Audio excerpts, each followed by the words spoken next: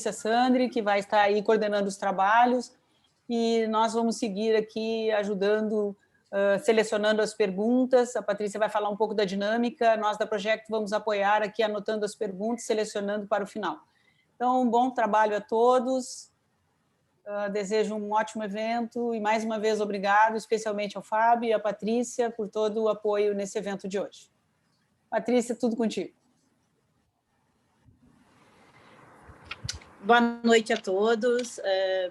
Muito obrigada, Circe, né, pela acolhida, pelo carinho, né. Primeiramente, eu gostaria de parabenizar a Projeto, né. A Projeto é representante da Vetor aqui no Rio Grande do Sul, e nós temos a Projeto, né, a Brapsit, como uma grande parceira desde o surgimento da Brapsit. Então, me sinto muito feliz, assim, a gente olhando nessa caminhada, né, da Brapsit aí.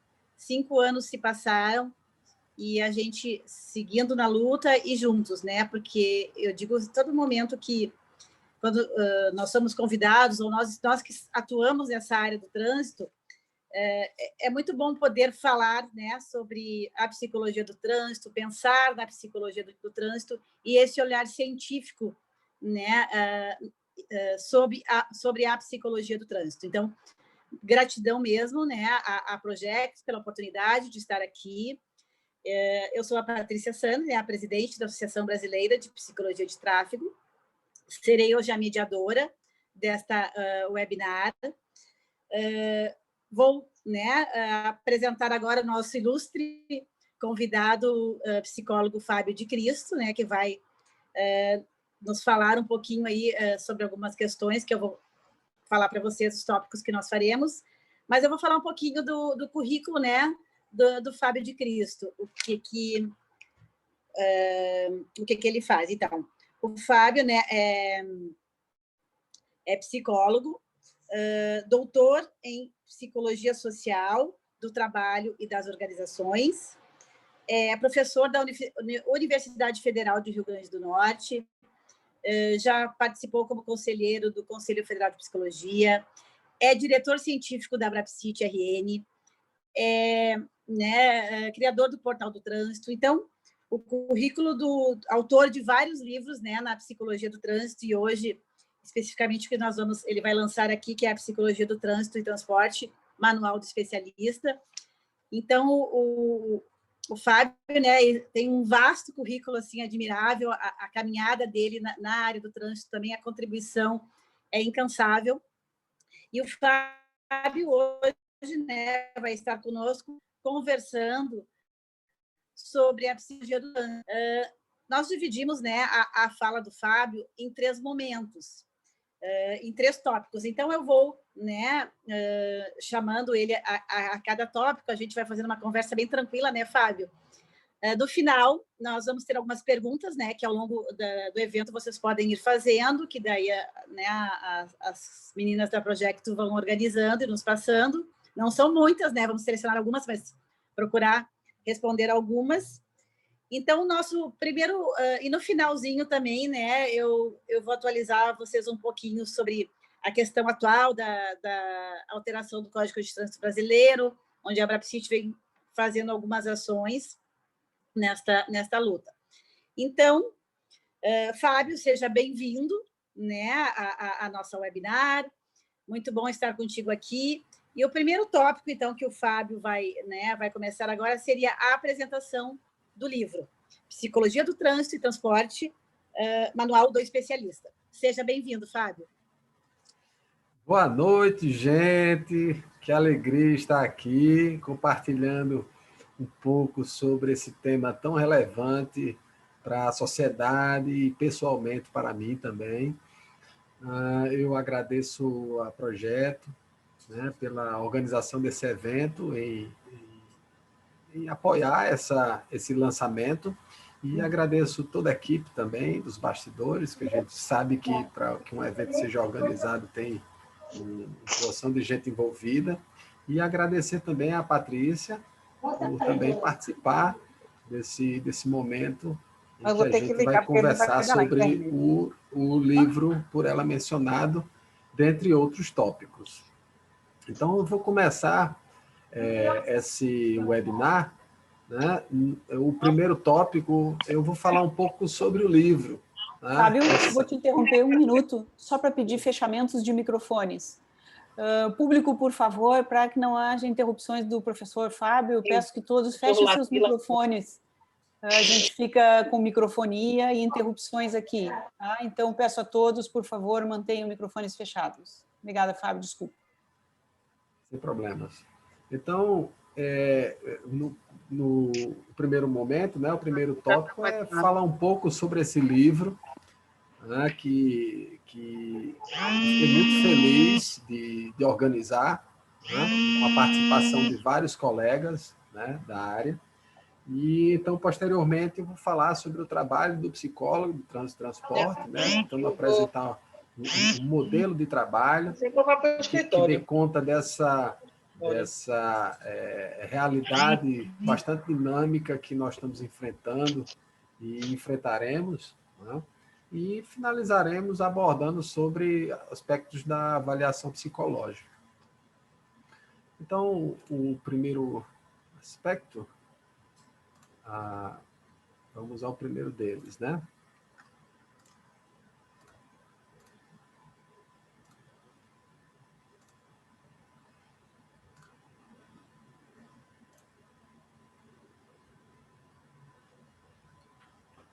Então, essa é a capa do livro, né? O Psicologia do Trânsito e Transporte, Manual do Especialista. Eu fiquei muito feliz, né, quando a Vetor topou publicar, né? Sendo uma obra, portanto, que busca ser um diferencial, né, dentro da área de psicologia do trânsito. Vocês conseguem ver aí a fotografia? Sim, estamos com a tua Fábio, imagem. está passando. Uhum. Beleza, porque aparecem algumas mensagens aqui e aí... Às vezes... Beleza.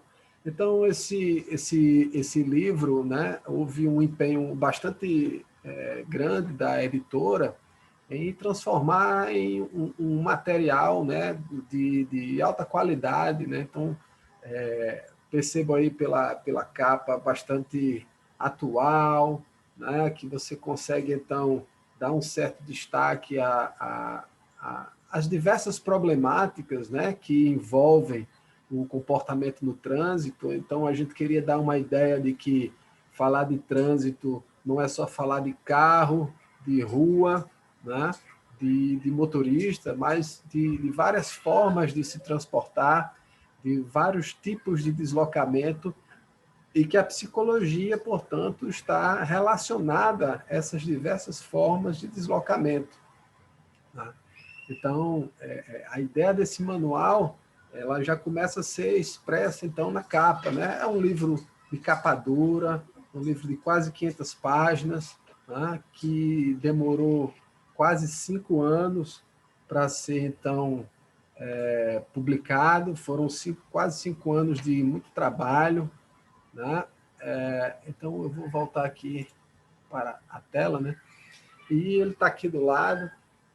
Então, foram quase 5 anos de trabalho em que vários colegas participaram, né? Colegas do Brasil, profissionais, pesquisadores também, de várias instituições, tá certo? Nós tivemos, por exemplo, não só pesquisadores de universidade, mas também nós tivemos colaboradores do IPEA, né? Colaboradores de diversos contextos, né? E de diversas... da Organização Pan-Americana de Saúde, né? Gente de dentro e de fora da psicologia, né? Da medicina, gente da arquitetura e urbanismo, tá? Então, o hall de profissionais, né? Que então que nós buscamos contemplar para poder falar de uma dimensão bastante complexa do comportamento humano no trânsito, vários personagens, né, interessados nessa discussão. Então, a gente trouxe então para dialogar com os psicólogos, né? Então, esse é um dos destaques que eu considero do livro, né? Você compor um rol de profissionais de dentro e de fora da psicologia, né? Com interesse no comportamento no trânsito, para poder comunicar aos psicólogos aspectos que são relacionados à sua área e às demais áreas, né? Então, a ideia de que o trânsito e transporte é uma visão multidisciplinar e que cada vez mais a gente deve trabalhar articulado com outros profissionais. Então, eles tentam dialogar a partir da sua perspectiva, né? Como é que se articula com a psicologia. Então, nós tivemos uma participação, inclusive, de outras áreas da psicologia, como a área organizacional do trabalho, né? A área de psicologia ambiental, a área de avaliação psicológica. Então, dentro da própria psicologia, houve um conjunto de articulações, né? Então, a ideia de manual é de contribuir com a formação dos psicólogos, tanto na graduação, quanto na pós, em cursos de atualização, no sentido de ajudar o psicólogo a realmente fazer, a realizar um trabalho de qualidade.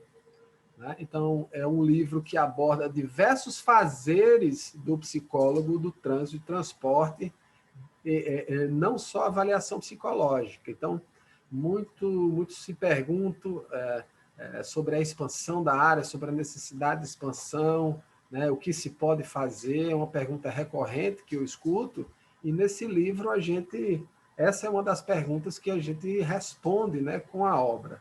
Olha aí a diversidade de fazeres, a diversidade de conhecimentos que estão envolvidos. Então, quem quiser se inserir nos diversos fazeres, né, tem ali roteiros, caminhos para desenvolver a sua atuação. Então, especialmente alunos de graduação podem se beneficiar nesse processo, né, de olhar e desenvolver um olhar de o que e como fazer, né? O que eu posso fazer com as problemáticas do trânsito.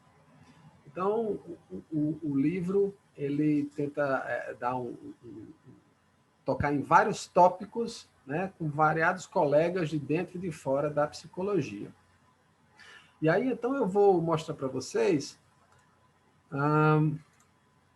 o sumário, né, para que vocês tenham uma visão de como é que o livro se organiza. Então, o livro é dividido em 4 partes. Tá? A primeira delas, nós temos uma visão geral do trabalho do psicólogo do trânsito e transporte, né, em que tem um capítulo que a gente apresenta um modelo de atuação. Então, a gente define, articula os profissionais do trânsito, dentre eles o psicólogo, dentro das problemáticas que envolvem esse contexto, né? E então a gente passa então a definição do que é psicologia do trânsito e onde trabalha esse profissional, e então tenta articular um modelo de como fazer, o que fazer em diversas problemáticas, tá? Então esse capítulo vai estruturar o livro como um todo, porque os demais capítulos vão ajudar a desenvolver competências expressas nesse modelo, tá? Então, ele é um capítulo bastante integrador da obra, né? Então, eu penso que uma obra organizada, né, ela é mais do que a junção de vários capítulos. Então, essa foi a nossa preocupação. Então, os capítulos se conversam, né? Eles são organizados tematicamente e eles se conversam, se referenciando, dizendo, olha, se você quiser saber mais sobre esse aspecto, vá no capítulo tal. Então, ele é um livro, embora tenha sido elaborado por 17 colaboradores, né, que escreveram os capítulos, né, a linguagem foi toda articulada, isso levou um trabalho muito grande para que o livro ficasse prazeroso de ler, ainda que o conteúdo fosse técnico, né? Então, nesse trabalho de edição, né, a gente tentou deixar uma linguagem que fosse padrão dentro da obra, ainda que diversos autores e temáticas tenham sido abordados. Então, esse foi um aspecto também que gerou bastante esforço por parte inclusive dos colegas que escreveram os capítulos. Então, a parte 2 vai abordar do transporte urbano, os acidentes de trânsito e políticas públicas. Então, o psicólogo precisa saber fazer uma leitura do cenário, né, do nosso trânsito e transporte. Transporte brasileiro, especificamente, que a gente conversa muito, mas sem perder de vista também o cenário internacional. Então, tem lá um panorama, né, nessa parte 2, do transporte e da mobilidade urbana no Brasil. Então, o Ernesto Galindo, do IPEA, vai abordar brilhantemente uma série de documentações para então, traçar um retrato até o momento desse cenário, né? Então, vem o Otaliba e a Érico, que são colegas da área da medicina, né, falando sobre a mortalidade dos acidentes de trânsito no Brasil. Então, fazem análise de todas as estatísticas, né, que é a evolução das estatísticas ao longo dos anos. Então, traçando um retrato para a gente da mortalidade. E a nossa querida Andréa, psicóloga, falando sobre a bebida alcoólica, a direção automotiva em termos de políticas públicas. Então, nós temos essa parte 2, uma grande contextualização, né, das políticas, da mortalidade, das legislações, dos investimentos, né? Então, fala de aspectos econômicos também. Então, o psicólogo aqui tem uma dimensão que o comportamento é uma das variáveis dentro de um complexo sistema que afeta esse comportamento lá na ponta, né? Então, essa visão geral é apresentada na parte 2. Na parte 3, nós vamos mais aspectos específicos de processos psicológicos e exemplificamos práticas profissionais. Então, nós temos colegas da Argentina que colaboraram bastante nessa parte, né? A Silvano, o Jeremias, o Rubem, a Soledad e o Fernando, abordando sobre atenção e distração na condução, que são construtos importantes para avaliar desde aspectos do processo de habilitação, como em outras circunstâncias, né, da vida do motorista. Eu abordo um capítulo sobre o hábito e o comportamento no trânsito, ou seja, muitos dos nossos comportamentos eles são automáticos, sem pensar tanto, né, são automatismos. Então, eu falo de medidas psicológicas para o hábito e de intervenções também. Então, nós temos aí saúde, ocupação e trânsito, falando então sobre o trabalho, as condições de trabalho, exemplificado aí com os taxistas, mas que envolve também outras categorias profissionais, né? Nós temos também exemplos de atuação dentro das organizações de trabalho, né? de transporte de passageiro, com o Rubem e a Amália. Então, eles trazem um exemplo de como conseguiram afetar as diretrizes e políticas de uma organização, né, de transporte de passageiros a partir da avaliação da qualidade do transporte. Então, o aspecto da percepção alterando toda uma dinâmica organizacional. Nós temos o Pedro Paulo abordando aspectos relacionados ao treinamento, né? Então, desenvolver um treinamento desde as necessidades de aprendizagem, o planejamento instrucional e a avaliação desses treinamentos, focando, então, os aspectos práticos, né? E nós temos o colega Vitor Pavarino, né, da OPAS, abordando o advocacy, né? Aspectos conceituais e práticos, que é aquela atuação em que a gente busca advogar em prol de uma causa, né? E essa causa é segurança no trânsito. Então, como o psicólogo pode trabalhar com advocacy nas políticas públicas e nas ONGs, as ONGs, né? Então, seguimos para a parte final, a parte 4, né, que vai tocar em relação à avaliação, métodos e medidas psicológicas. Então, com o colega Fabian Rueda, a gente escreveu um capítulo sobre a seleção de testes psicológicos usados na avaliação pericial, né? Então, as escolhas muitas são feitas porque alguém indicou, porque a prática diz que a maioria utiliza determinados instrumentos. Então, a gente sugere aqui uma seleção dos instrumentos com base em aspectos mais técnicos, né? Nós falamos sobre laudo psicológico, outro capítulo, uma dificuldade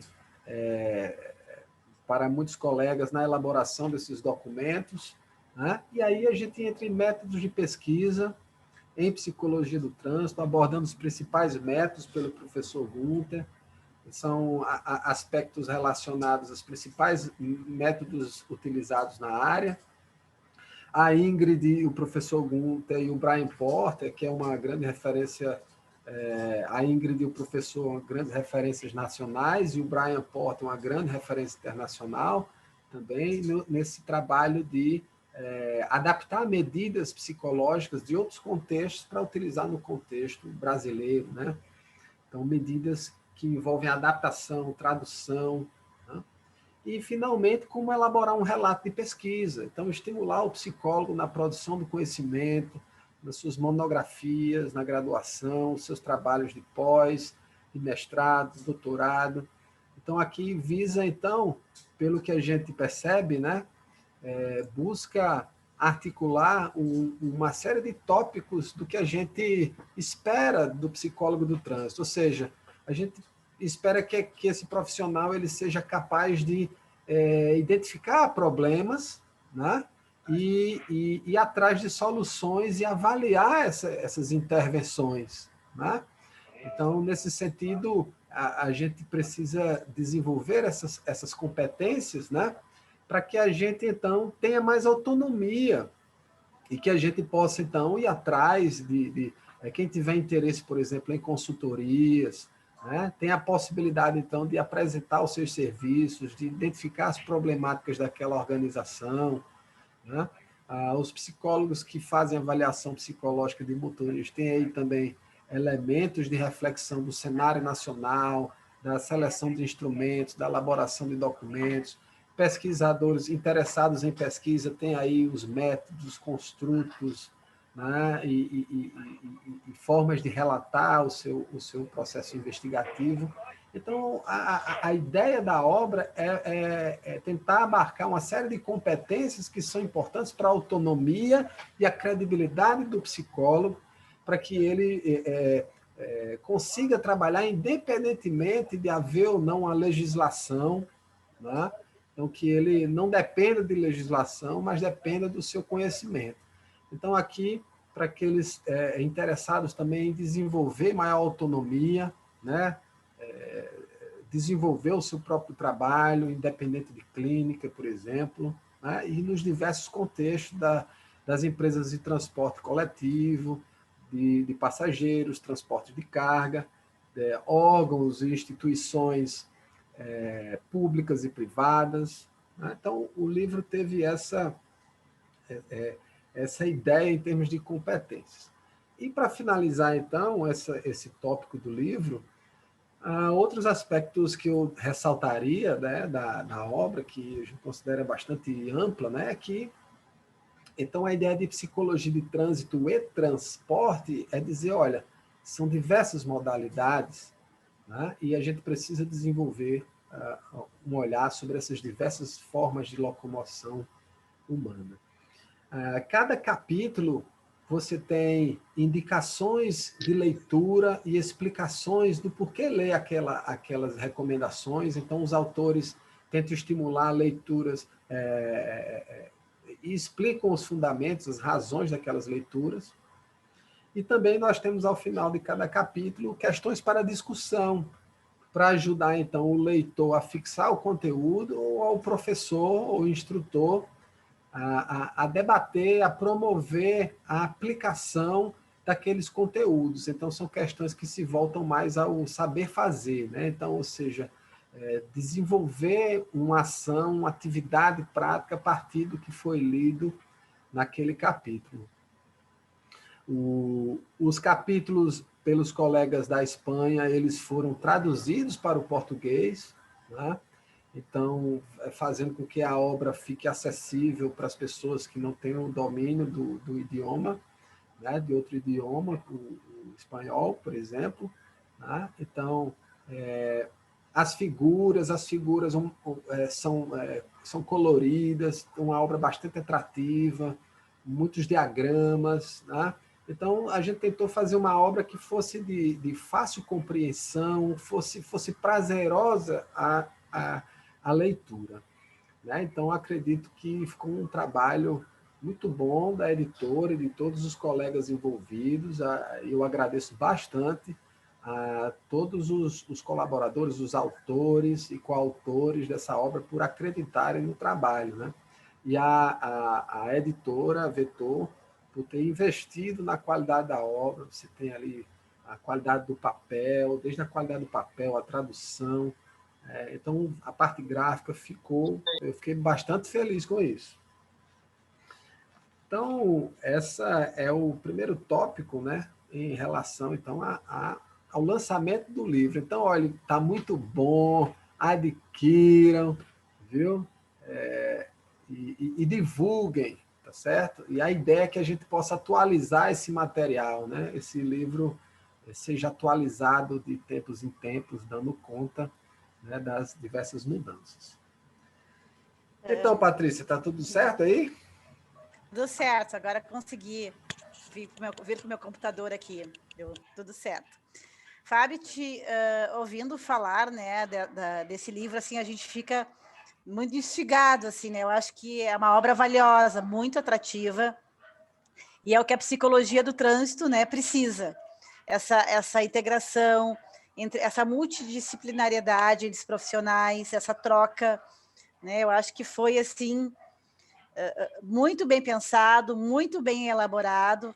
Parabéns, né? No que depender de mim, da Brapsite, a gente vai divulgar, né? A gente vem conversando muito sobre isso, né? Da importância desse olhar científico para a psicologia do trânsito, né? Eu acho que é a partir disso, né, que a gente vai conseguir realmente se firmar, né? O nosso papel, a importância do nosso fazer, da nossa prática, né?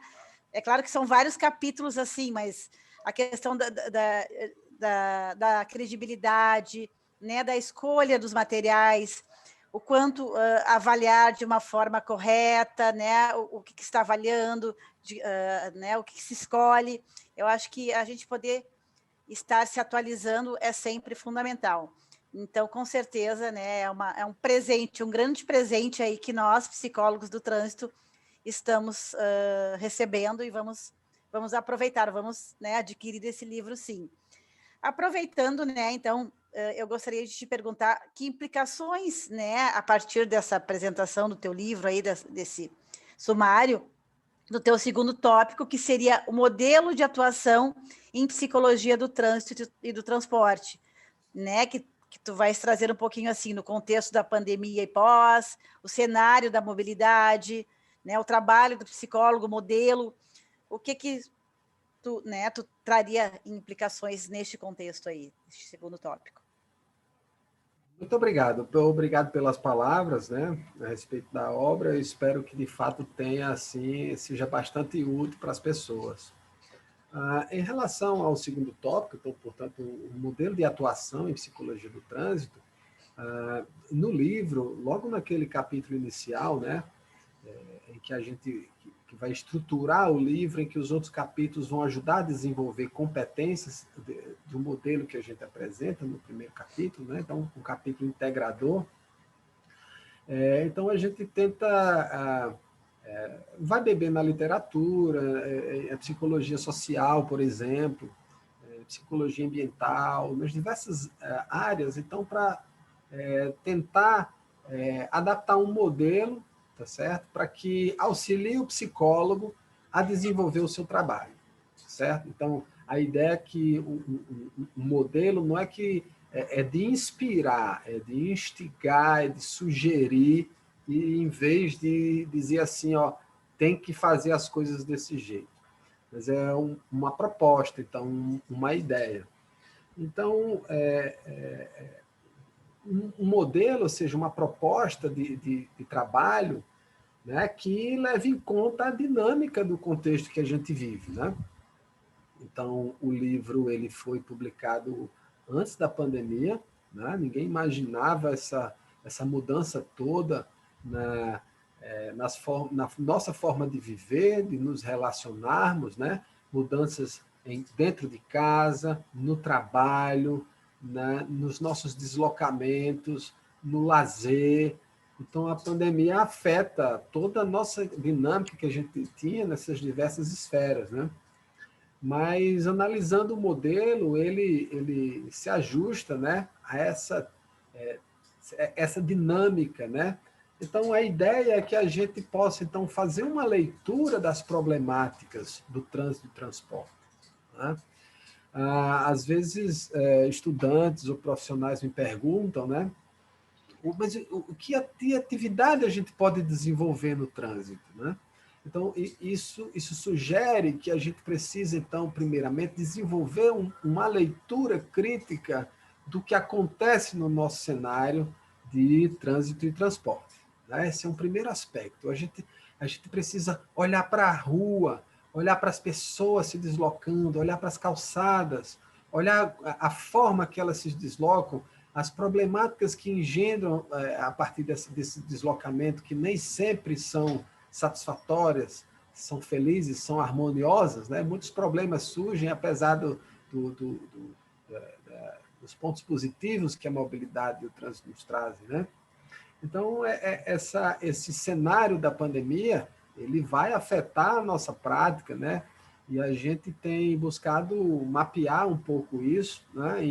Em trabalhos publicados recentemente, né? No número especial do Conselho, na seção especial da última revista do Conselho, do último número da revista do Conselho Federal de Psicologia. Eu recomendo o acesso de todos, né? Tem uma seção, um dossiê lá sobre Covid-19, e que a gente escreve um trabalho lá com outros colegas, o Renan, a Carla e outra colega, agora fugiu o nome. Essas coisas de citar nome, né? Então, a gente aborda lá sobre as implicações, né, os impactos, né, da Covid-19 no trânsito, no transporte, né? A Andréa, claro, a nossa querida Andréa. Então, o impacto, né, no trabalho do psicólogo, né, desde a paralisação até o trabalho remoto, depois os cuidados na reabertura das atividades, né, os cuidados. Então, a pandemia vai afetar todo o nosso fazer, né? E algumas delas a gente espera que vá se manter, né? Os cuidados sejam mantidos mesmo após a vacinação em massa. Então, o modelo que eu apresento para vocês é esse aqui.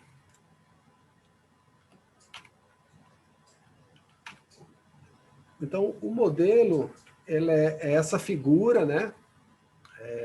Uma roda com algumas ilustrações, né? Centrado em três grandes eixos, né? O primeiro deles, acima, é melhorar a qualidade de vida, destacando que a ideia de toda e qualquer intervenção da psicologia no contexto do transporte é melhorar a qualidade de vida. Então, a gente tem que ter essa perspectiva, né? Inclusive, aí está uma dimensão ética, valorativa, né? do que é o cuidado, né? Desde a eleição dos aspectos da problemática, né? Uma dimensão valorativa, ético, política, né? Então, a gente tem que, nessa leitura que a gente faz da realidade, a gente tem que se posicionar frente a ela, né? No sentido de que a gente se coloque, né, a favor do bem maior, que é o deslocamento das pessoas, né? Não priorizar veículos em detrimento das pessoas, né? Estimular o transporte público, né? Que a caminhada. Então, existe aí uma dimensão valorativa, ético-política, né? O segundo eixo é a construção do conhecimento, ou seja, para, então, desenvolver uma qualidade de vida, colaborar na qualidade de vida, né, eu preciso desenvolver um conhecimento a respeito disso que eu quero intervir, né? A partir desse conhecimento, a gente vê um terceiro eixo, que é a utilização e a intervenção propriamente dita. Então, dentro aí dessa qualidade de vida, uma problemática que a gente quer gerar um bem, né? Um benefício para as pessoas, mas para isso é necessário um diagnóstico, construir um conhecimento sobre aquela problemática para, em seguida, desenvolver uma intervenção, né? Então, essas setas na ordem, no sentido horário do modelo, né? A seta mais a borda, né? Aponta nessa direção, né? De desenvolver uma problemática, um conhecimento sobre ela e desenvolver uma intervenção. Então, essa é a ideia do circular. E aí, então, após essa utilização, intervenção, a gente vê se conseguiu alcançar aquela qualidade esperada, né? Então, agora, dentro dessa figura, existem o círculo menor aponta uma seta ao contrário, né? Para dizer assim, olha, a nossa intervenção pode não partir nessa ordem, né? De desenvolver um conhecimento, uma intervenção, mas pode, então, partir do sentido oposto, a partir de uma intervenção, eu desenvolver um conhecimento sobre aquilo e ver se eu posso melhorar determinada realidade. Então, nesse modelo, ele mostra nessas setas, né? No sentido horário e anti-horário, que um conhecimento e a utilização, elas não têm uma ordem única, né? Então, a gente pode partir de uma problemática e estudá-la, né? Ou desenvolver um conhecimento para a intervenção. Então, é isso que as duas círculos, né? No sentido horário e anti-horário, nos mostram, né? Nesses três grandes eixos do trabalho do psicólogo do trânsito, então, portanto, né? Então, daí percebam a necessidade, portanto, do que a gente coloca no livro, né? Na dimensão, do panorama do que acontece no trânsito, para eu entender quais são as problemáticas para promover, então, a qualidade de vida. A construção de conhecimentos, quando a gente fala da seleção de instrumentos, quando a gente fala de métodos e técnicas de pesquisa e diagnóstico, né? Então, visa, então, subsidiar o psicólogo nesse segundo eixo. E nas experiências de como foi feito, né? Nos relatos de experiência nos capítulos que abordam isso, né?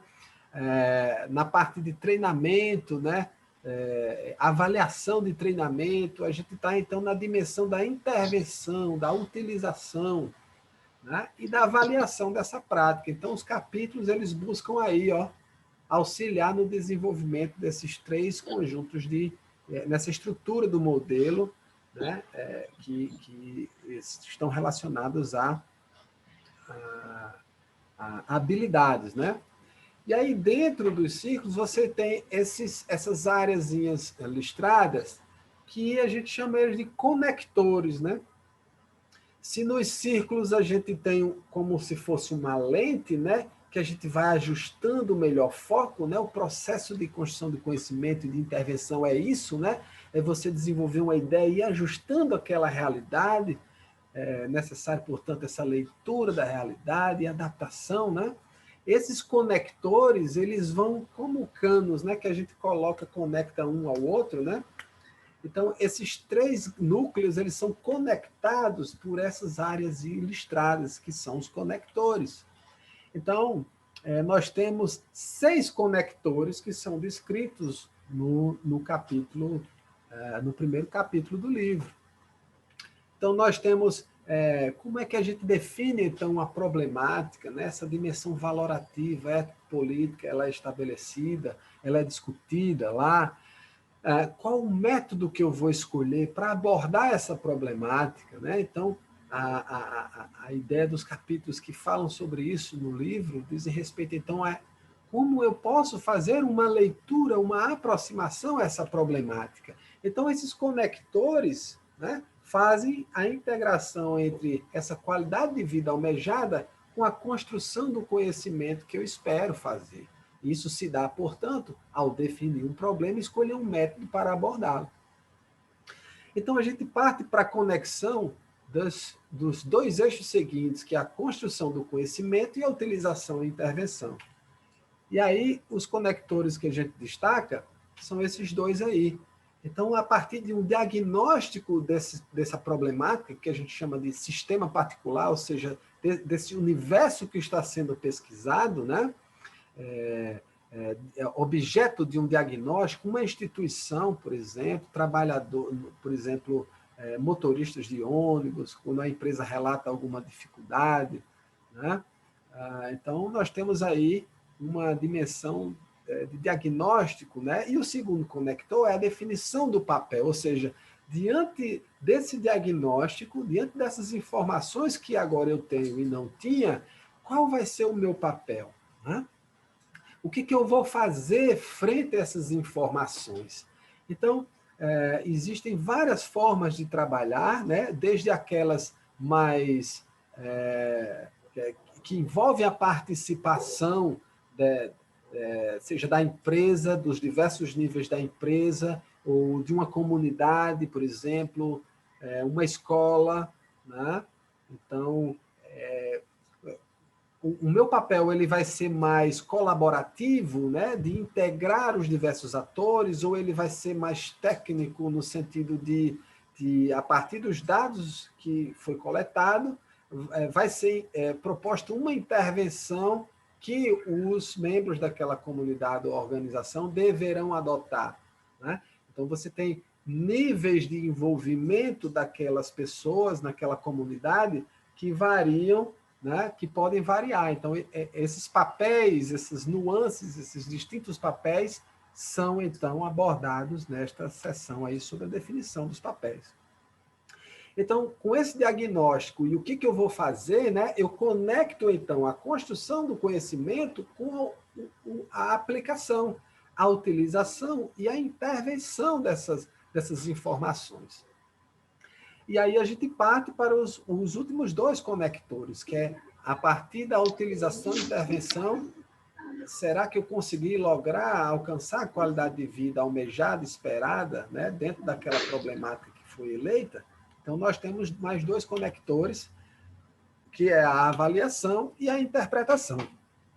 A avaliação aqui, ou seja, eu vou avaliar o resultado do meu processo de trabalho, ou do processo de trabalho que foi desenvolvido, seja ele mais participativo naquela organização, comunidade, ou menos participativo, né? Então, eu preciso avaliar os impactos do meu trabalho, eu preciso ter um resultado da minha intervenção, né? E a interpretação é o conector que diz o seguinte, olha, o que funcionou nessa intervenção? E o que é que não funcionou? Por qual razão? Então, o psicólogo ou sua equipe, né, vai se debruçar sobre esse produto, né, do que funcionou, do que não funcionou, por qual razão, quais ajustes precisam ser feitos, né? E eu posso continuar, então, o meu círculo, né, dando a entender que o processo de construção de um diagnóstico, da definição de um problema e da avaliação dos processos de trabalho, eles são incessantes, né? Eles podem ser pontuais de uma intervenção que foi feita e eles podem ser incessantes caso aquela intervenção, né, seja típica do processo de trabalho daquele psicólogo, ou seja, faz parte do rol de atividades que ele desenvolve em determinada instituição. Então, ele trabalha nessa maneira, nessa perspectiva, desenvolvendo esse círculo aí que nunca cessa. Tá? Então, esse é o modelo que a gente tenta sugerir aos colegas, né? No sentido de dizer, olha, existe aqui um roteiro, caminhos para você desenvolver atuação em psicologia do trânsito e transporte, nas distintas problemáticas, para diversos atores do trânsito, diversos tipos de deslocamento, né? Obviamente, cada um com as suas peculiaridades. Então, eu tenho um modelo que vai buscar dar conta, né, de estudar qualquer problemática, de diagnosticar qualquer problemática, né? Então, nesse cenário, né, da pandemia, que muda constantemente, algo que nos ajude a entender essas mudanças, né? Um modelo dinâmico que nos oriente como entender essas mudanças em tão pouco tempo, pode ser uma ferramenta útil, né, para trabalhar com as organizações públicas, privadas, e que envolvem, né, aí a área de trânsito e transporte. Né? Então, se você vê, por exemplo, nós estamos, alguns dizem que nós estamos na segunda onda, né, da pandemia, né, do aumento do número de casos e de mortes. Então, quais são as diferenças da primeira para a segunda onda, né? E o que isso implica no comportamento das pessoas no trânsito, no uso de determinados transportes individuais ou coletivos, ou transportes que exijam maior esforço físico, como a andar de bicicleta, por exemplo, que inclusive é recomendado pela Organização Mundial de Saúde, um modo de transporte que deve ser estimulado, né, por ser em ambiente aberto, né, e trabalhar a parte respiratória, que é uma das complicações que o Covid promove, né? Então, essa problemática, né, então, desenvolver aí aspectos de intervenção pode ser tanto de estimular, né, o uso de transportes públicos, como é que as pessoas usariam, né, esse transporte público com novas regras, né, sanitárias, como é que eles se sentiriam estimulados a usar mais a bicicleta, qual público seria alvo. Então, aí o psicólogo que trabalha no âmbito das políticas públicas, que trabalham nas empresas de transporte, né? Então, tem aí elementos nas ONGs, né, que recebem então a demanda, os problemas, né, de pessoas muitas vezes que são acidentadas, familiares, né? Então, você tem aí uma forma de atuar, né, em que você integra de maneira, na sua atuação, 3 grandes eixos, né? E uma problemática que, às vezes, os psicólogos não analisam, né, as suas intervenções. Então, não sabe se funcionou e se não funcionou, por qual razão e como poderia ser melhorado. Tá certo? Então, a expectativa é que esse modelo que a gente apresenta no capítulo 1 do livro, ele estimule aí a formação do psicólogo, o desenvolvimento das competências. Você tem aqui um roteiro de quais competências podem ser interessantes serem desenvolvidas no âmbito da graduação, da pós-graduação, de cursos de formação, e em que essas competências te ajudam no seu processo de trabalho. Então, dessa forma, a gente tem aqui distintas formas de atuação para distintos problemas, distintos contextos na área de trânsito e transporte. Certo? Então, nesse sentido, eu continuo ainda... Já saí, né? Tá aqui, já saiu, tirou tua tela. Uhum. Tá. Então, nesse sentido, então, uma proposta, né, que a gente traz da psicologia social, né, e tenta adaptar para o comportamento humano no trânsito. Então, esse segundo tópico, né, Fábio, eu acho que é bem interessante, assim, os modelos de atuação, né, do psicólogo do trânsito. Isso é uma questão que a gente, nos últimos anos, vem repensando, assim, o psicólogo do trânsito antes era só o que fazia avaliação psicológica, a perícia psicológica para a Carteira Nacional de Habilitação. E hoje a gente poder olhar e repensar, né, eu acho que esse livro, assim, né, traz muita questão, até dando ideias e caminhos de como criar projetos. A gente fica muito esperando, né, e de eu poder olhar e criar, olha, aquela área lá, né, aquela empresa, enfim, hoje, né, pós-pandemia, a gente sabe quantas mudanças houveram no comportamento humano das pessoas aí, a questão dos acidentes, né? Então, assim, referindo à qualidade de vida, porque a gente sabe que todas as nossas ações como psicólogo do trânsito vai, de uma certa forma, né, afetar na qualidade de vida e reduzir os acidentes de trânsito, melhorar a qualidade de vida, né, as pessoas sequeladas, enfim, é todo um processo que desencadeia aí que nós, podemos trabalhar de forma preventiva. E daí eu acho que esse roteiro que tu colocaste, assim, é bem importante para que a gente possa estar lendo e repensando a nossa prática, né? Em que áreas nós podemos atuar além da que nós pensávamos que era só esse lugar que nós ocupávamos, né? De fazer avaliação psicológica para a Carteira Nacional de Habilitação. Então, acho que... por essa razão que na segunda parte do livro a gente fala daqueles panoramas, as problemáticas, né? Para que a gente, então, abra um pouco a nossa cabeça, né? E outras pessoas possam desenvolver, por exemplo, trabalhos de consultoria, né? Que estão muito na mão dos administradores e engenheiros, por exemplo. Então, na minha opinião, por exemplo, os cursos de especialização em psicologia do trânsito, no fundo, deveriam abordar esse modelo. Não esse, conforme está aí, mas uma ideia de que você defina as problemáticas, consiga entender o cenário, consiga desenvolver uma intervenção, avaliar essa intervenção. Então, você tem esse roteiro, né, em que as disciplinas vão ajudando nessa formação, inclusive para quem quiser fazer avaliação psicológica, inclusive.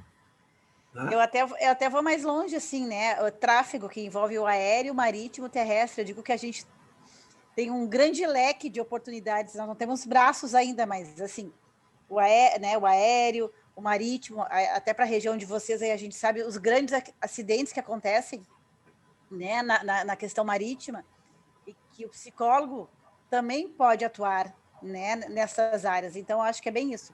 Existe um amplo mercado aí, e vai de nós sairmos daquele lugar de acomodação e sim buscar, né? Eu acho que a ferramenta está aí, então vamos nos apropriar disso. Eu acho que esse é o caminho.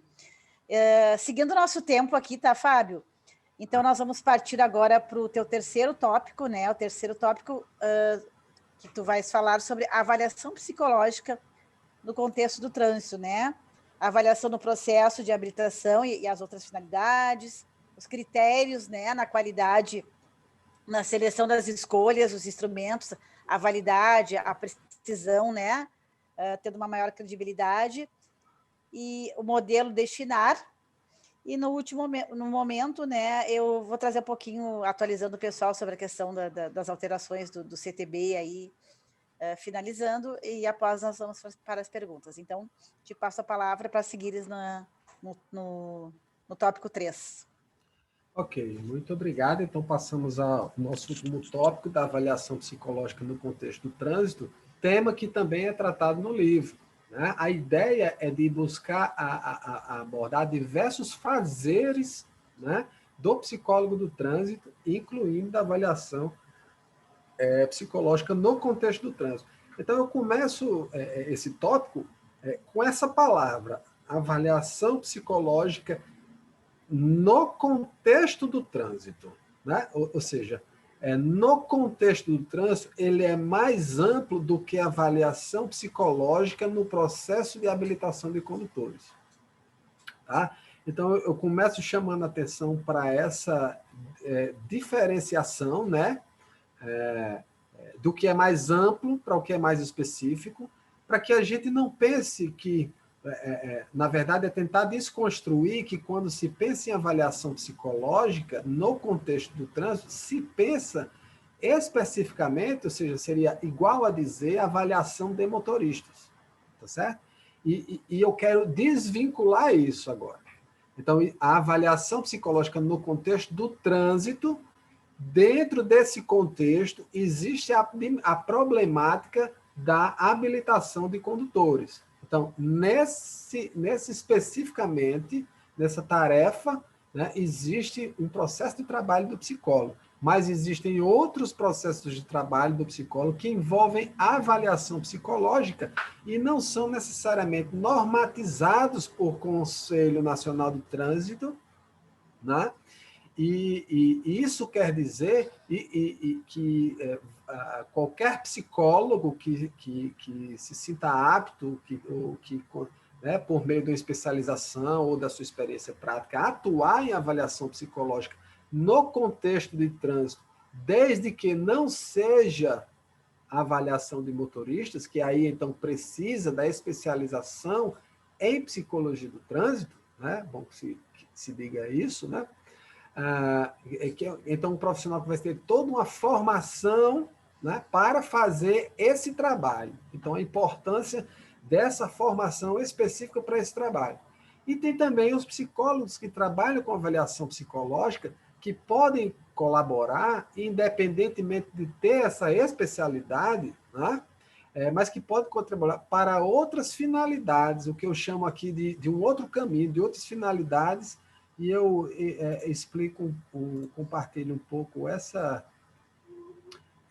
tela, né, para que vocês entendam, então, de maneira didática, o que eu estou querendo dizer. Então, o que eu estou querendo dizer é que, então, a avaliação no contexto, você tem dois caminhos. Um bem específico, avaliação de condutores, e um outro para outras finalidades. Então, poderia se perguntar assim, professor, mas que outras finalidades seriam essas? Né? Então, nós temos as pessoas que trabalham, os psicólogos que trabalham no contexto clínico, por exemplo, que recebem demandas de pessoas acidentadas, né? Então, pessoas com distúrbios, né? Com problemáticas, né? Relacionadas às emoções, por exemplo, nós temos o transtorno do estresse pós-traumático, que pode ser uma consequência de um evento bastante sério, de uma colisão. Então, esse psicólogo clínico que recebe essa demanda pode desenvolver e deve desenvolver um processo de investigação, né? Ou seja, de avaliação psicológica para ver a existência ou não desse transtorno, né? Do grau de severidade desse transtorno, para que possa, então, estabelecer as suas condutas.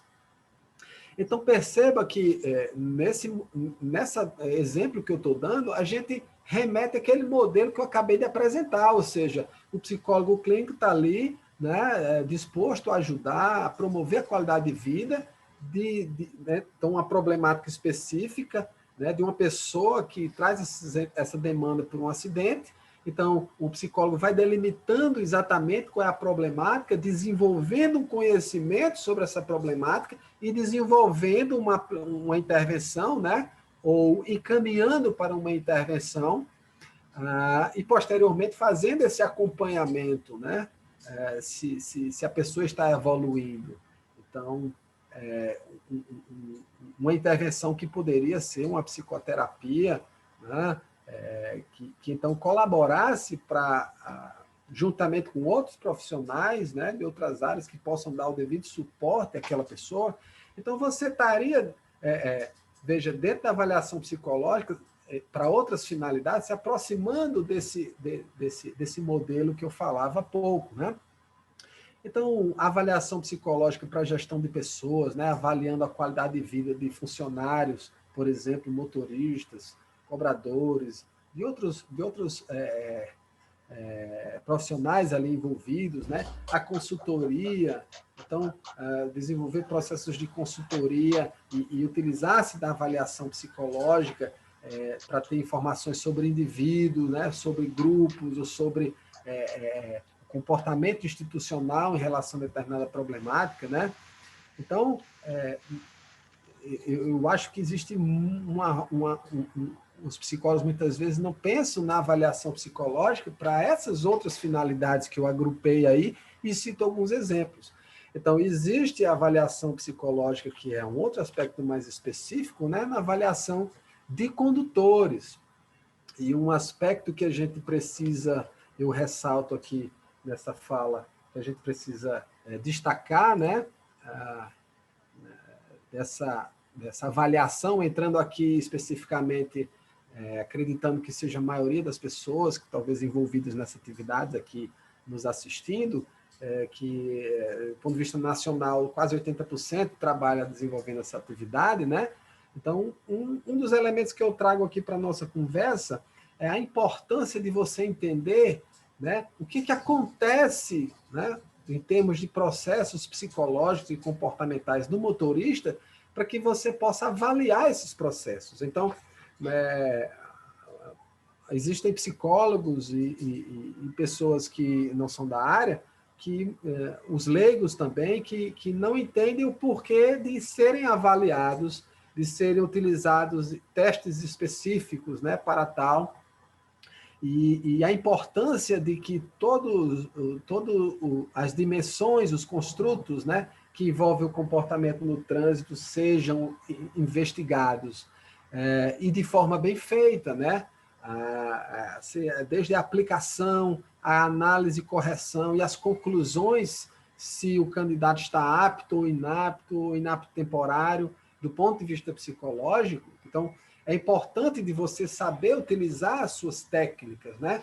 Então, no livro, a gente aborda esses aspectos técnicos e aborda, então, esses processos psicológicos que estão envolvidos no comportamento, no trânsito, especificamente do motorista, que é esse modelo aí, esse diagrama que eu vou explicar o que é que as implicações disso. Então, eu ressalto que esse modelo de um autor nos anos 70, que é o Chinard, ele explica em termos psicológicos o que acontece na relação motorista com o veículo e a via, né? E dão a base teórica, né, e empírica para ser estudado esses processos psicológicos. Então, muitas vezes os psicólogos vão explicar para o candidato, né, por que ele utiliza determinado teste. E muitas vezes não sabe explicar o porquê. É porque o teste está descolado do que ele vai representar de processo psicológico. Então, é preciso a gente retomar e fortalecer esse entendimento. E o professor René Rosenstraten, nos seus livros, vai trazer esse modelo de Chinard, a sua leitura desse modelo, né? E que as suas participações e de outros colegas vão trazer esse modelo para a psicologia brasileira, né? E isso vai se refletir em todas as resoluções, praticamente. Então, se você vê aqui os diagramazinhos aqui embaixo, né? A primeira linha aqui embaixo, né? Fala, então, dos estímulos do trânsito, a rua, os outros veículos, os pedestres, os outros carros, né? A dinâmica do nosso próprio carro internamente. Tudo isso é interpretado pelos aspectos sensoriais, né? Os nossos órgãos do sentido, a visão, a audição, por exemplo, né? Então, são captados esses estímulos pelos nossos órgãos sensoriais e perceptuais, né? Então, começa aqui, então, a capacidade cognitiva, né? A capacidade de perceber e a capacidade de atenção do motorista, que vai ter um reflexo na tomada de decisão e na escolha do que ele vai fazer, né? E com implicações na reação desse motorista àquele evento que foi percebido. Consequentemente, impacto na dinâmica do controle do veículo. Então, se você olhar para essa linha aqui de baixo, você observa os processos psicológicos que estão associados à dinâmica do motorista, do veículo com a via, que é importante entender porque as medidas, os instrumentos e as técnicas vão buscar mensurar esses processos maiores. Então, aqui tem a dor e a delícia do trabalho pericial, ou seja, a sociedade confia aos profissionais a capacidade, né, de fazer uma leitura sobre a aptidão ou não daquele candidato, para que possa gerar o menor dano possível, que são os acidentes, né? E aí, por isso que a nossa atividade dentro do processo de habilitação ela é obrigatória, ou seja, a sociedade delega isso, né? Ou seja, as pessoas não estão aptas só porque elas se dizem que estão aptas, ela tem que demonstrar isso. E os peritos fazem essa investigação e se posicionam. Então, o posicionamento do perito, apto ou inapto, é em função de investigação desses processos cognitivos e comportamentais. Então, os instrumentos são indicadores de processos maiores. Então, se poderia perguntar, conseguimos avaliar tudo isso? Nós não conseguimos avaliar tudo isso, né? Às vezes tem 1, 2 instrumentos para avaliar processos maiores. Então, a dor e a delícia é isso, ou seja, a gente tem algumas informações, mas não tem todas as informações que talvez seriam desejadas ou esperadas, né? Porque cada vez mais se pressiona para o trabalho do psicólogo ser feito em menos tempo. e aí menos tempo para você avaliar, chegar às suas conclusões, e as conclusões daquela avaliação podem ser falhas por conta dessas pressões, a necessidade de rapidez, testes cada vez mais reduzidos, isso aumenta, diminui a precisão, né? Então, as nossas conclusões vão ser afetadas por essas pressões internas dos órgãos de trânsito, das clínicas, da sociedade, né? Então, é interessante a gente retomar esse ponto, ou seja, os testes eles buscam avaliar processos psicológicos maiores, né? E quais processos são esses? Então, é interessante articular o instrumento, a técnica que eu utilizo e o que eu estou avaliando em termos de processo, para que eu possa explicar do ponto de vista psicológico para as pessoas o que está acontecendo, para a sociedade, né? Então, indo para esse diagrama mais acima, né? Então, as características individuais do motorista, personalidade, atitudes, a sua situação física, né? As suas habilidades, né? Elas vão influenciar os aspectos psicológicos e comportamentais aí, né? Então, aqui a gente tem justificativa teórica nesse modelo, por exemplo, por que a gente avalia a atenção em diferentes tipos, né? Por que a gente analisa a inteligência, né? Para tomar decisão, a memória, né? E aspectos relacionados à personalidade, que influenciam também os processos cognitivos. Então, você tem justificativas psicológicas, em vez de dizer, olha, a gente usa isso porque a legislação manda. Tá? Então, esse aspecto é importante a gente chamar a atenção para a apropriação da dimensão psicológica e não simplesmente a apropriação da técnica, né? Aplicar o teste, dar os resultados e oferecer as conclusões. E para finalizar esse modelo, você tem as linhas superiores aqui, né, que são os monitores e os sensores automáticos, que captam também informações do ambiente externo e do próprio motorista, né? Existem equipamentos que captam as reações fisiológicas dos motoristas e que captam os estímulos do trânsito e que fazem com que o carro, o veículo, se adapte a essa leitura desses estímulos, né? Monitorem o motorista, monitorem os elementos externos para que ele se controle automaticamente. Então, aspectos relativos a desviar de objetos, a frear, né? Aspectos cada vez mais automáticos que os veículos vêm tomando, que não passa necessariamente, por isso que a seta vai lá para cima e desce para a dinâmica do controle do veículo, que não passam pelo processo cognitivo dos motoristas. Então, é uma discussão bastante atual, embora o modelo seja dos anos 70, mas hoje, cada vez mais, os veículos estão automatizados, né? Não passam pela decisão do motorista. Então, hoje, a discussão interessante é que até que ponto, né, a gente deve automatizar os controles ou não do veículo. Então, esse modelo eu destacaria aqui, a importância da gente se apropriar da dimensão psicológica e, a partir daí, as técnicas, os instrumentos, eles vão, então, buscar mensurar esses processos maiores, esses indicadores. E nesse sentido, a gente estaria mais apto a selecionar os nossos instrumentos, né? A melhor qualidade, aquilo que ele avalia melhor, né? A partir, então, de outros aspectos que são importantes, como as propriedades psicométricas dos instrumentos. A gente escolher um teste pelo seu grau de precisão e de validade ao mensurar aquele construto, né? Em vez de selecionar um teste porque as pessoas sempre usaram esse, naquele contexto, porque aprenderam na graduação, né? E ele tem autonomia. Então, isso a gente discute num dos capítulos, por exemplo, com o professor Fabiano Rueda, essa dimensão de você entender dos processos mentais para selecionar os instrumentos e também selecionar os instrumentos a partir de critérios científicos em vez de elementos especificamente de indicações que podem ser o primeiro passo, né?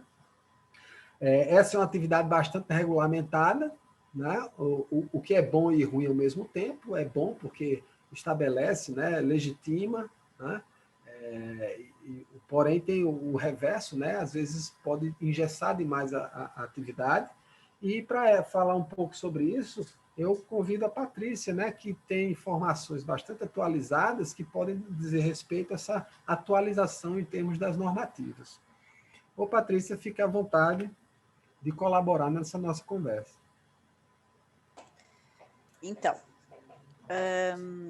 nós estamos com várias perguntas ali, né, mas acho que a gente deixa mais para o final, né? Eu vou trazer um pouquinho, assim, do que... Tá tranquilo? Tá me enxergando aí? Do que a Abrapsit, como entidade científica, né, vem vamos dizer, nos 2 últimos anos, fazendo, né, lá em Brasília, em relação a essa questão do trabalho do psicólogo, né? Todos sabem, até na tua fala, assim, veio várias questões de legislação, de alteração, né? O nosso Código de Trânsito brasileiro ele está sendo alterado. E daí, nas alterações, né, a Abrapsit vinha direto em diálogos, conversas com deputados, senadores lá em Brasília, mostrando a importância do psicólogo do trânsito, né? O que faz o psicólogo do trânsito? E em muitos momentos eu já coloquei para vários colegas, assim, que a gente chegava lá e muitos políticos não sabiam nem que existia, o que fazia um psicólogo do trânsito. Para eles, o exame de sanidade física e mental era feito pelo médico e não pelo psicólogo. Então, esse papel, né, que a gente tem, fazendo até um link com o que tu trouxeste hoje, assim, perante a sociedade, esse comprometimento, essa responsabilidade... Acho que tem microfones abertos aí. Essa questão, né, que indiretamente a gente fala da escolha desses testes, no caso dessas avaliações, dessas perícias que nós fizemos. Pessoal, tem alguém com microfone? Obrigada. Acho que Tamara, por favor, desligue seu microfone. Obrigada. Então, quanto... Clarissa, por favor, desabilita o microfone de Tamara Xavier. Obrigada. Então, o quanto esse nosso trabalho, de uma certa forma, ele reflete para a sociedade. A gente sabe que, e a Abrapsit lá, representando a categoria, sempre pensando assim, o que é a psicologia do trânsito, qual é o papel, né? Nós temos que valorizar, preservar vidas. O que o nosso trabalho vai refletir? Na redução dos acidentes de trânsito, né, na melhor qualidade de vida das pessoas que se envolvem em acidentes de trânsito, só que nós gostaríamos de ter essa prevenção, né? Então, mostrar isso no dia a dia no nosso trabalho é bem importante, porque ele reflete nessas leis, o porquê. E a gente vem há anos assim sendo questionado, o psicólogo do trânsito, né? O papel do psicólogo do trânsito. Então, assim, existe o artigo... Tem microfone aberto. O artigo 147, que fala sobre a especialidade do psicólogo do trânsito, e o artigo 268, que é o infrator contumaz, né, que nós tínhamos conseguido nessa luta da Abrapsit lá no Congresso, que essa especialidade fosse inserida e a avaliação dos infratores contumazes. Só que foram vetados esses 2 artigos pelo presidente. Então, a nossa luta agora é em relação à derrubada desse veto. No momento, nós estamos remotamente seguindo as conversas com deputados, senadores, né? A gente não parou, não podemos estar lá presencialmente, mas essa conversa, eu digo que é um trabalho de formiguinha com cada político, né? Para que a gente consiga derrubar esse veto. Agora, né, nós lá em Brasília, o que está acontecendo? Vai ter o voto dos presidentes das casas, então a gente acompanha isso também. Então, eu digo assim, que nós estamos, né, de uma forma representando a categoria lá nesse contexto da avaliação psicológica, bem numa questão mostrando a importância do nosso trabalho. E daí eu faço um link com tudo isso que tu traz no livro. Eu disse, tu deste uma degustação do livro, assim, mas eu acho que todos nós que atuamos na área, nós precisamos nos apoderar, né, deste conteúdo, porque isso sim reflete no nosso trabalho. no caso específico, né, a gente falou de áreas de atuação, é claro que a gente pode estar desenvolvendo, mas no caso aqui, tudo que nós estamos vivendo hoje na nossa legislação, né, tem a ver com a nossa prática. Então, a gente poder fazer essa prática, esse fazer com segurança, com credibilidade, com precisão, isso só vai, né, caminhar a nosso favor, porque essa é uma luta, não é uma luta minha da Abrapcit, é uma luta de todos nós. Né, nós conseguindo mudanças aí, que é a nossa ideia. Eu acho que cada vez mais a gente vai ter que estar nos atualizando, né? Tem algumas perguntas aqui, até que eu vi por cima, o que se falaria de atualização, enfim.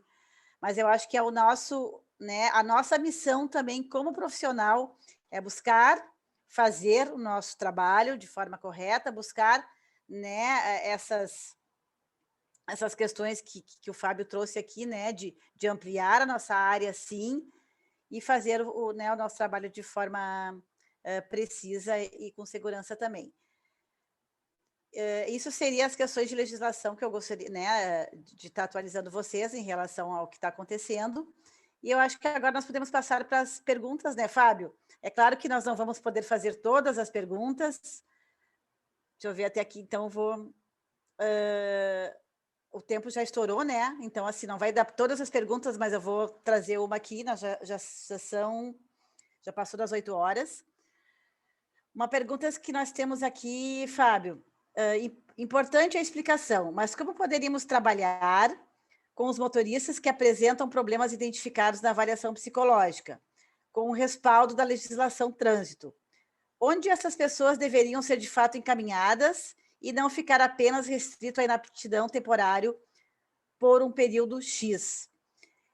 Eu acho que essa pergunta aqui pode até pensar comigo, Fábio, mas o artigo 268, que foi vetado pelo presidente agora, justamente nós tínhamos, né, como entidade, assim, a gente trouxe várias questões, que seria fazer a perícia psicológica dos infratores contumazes.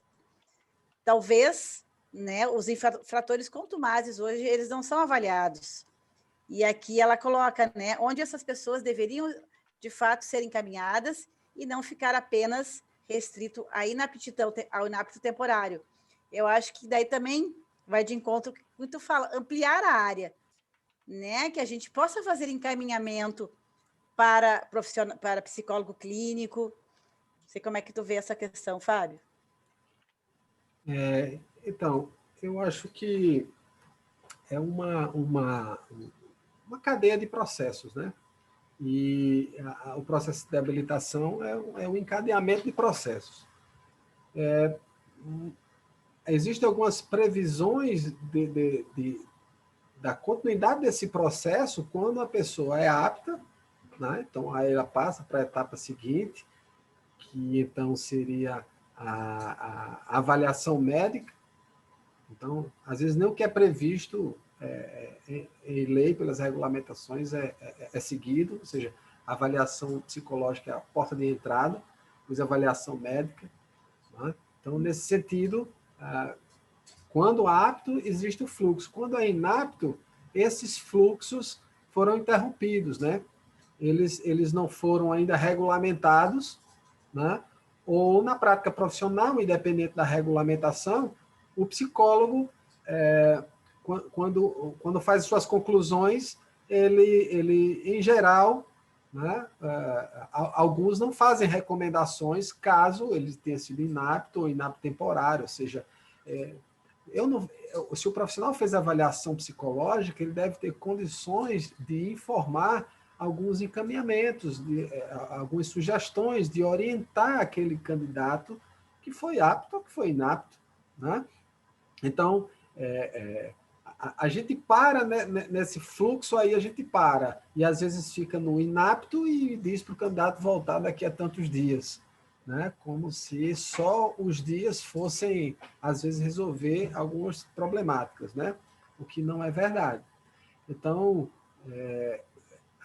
porque aí é uma análise pessoal, às vezes os colegas ficam sem tempo, a quantidade de pessoas, as pressões que acontecem, não que isso seja uma justificativa, mas então, às vezes, na hora de pensar uma orientação ou de um encaminhamento, o que consome tempo, né, de você analisar, entender o porquê que um candidato deu inapto, né? Então, para esse encaminhamento, precisa de tempo, precisa de uma análise, precisa de entender a questão, em vez de só correr atrás de resultados.